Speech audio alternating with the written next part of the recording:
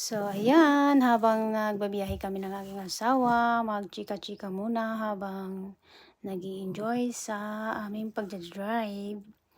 Pauwi na kami niyan, galing kami sa pamamalengke. Kaya excited kami makarating ng bahay at makagluto ng masasarap na pagkain.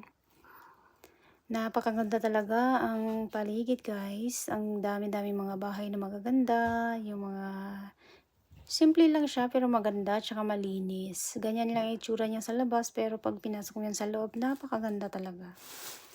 At saka ayan oh, disiplinado talaga nila. Kapag ang stoplight, ganyan, sumusunod talaga sila sa rules.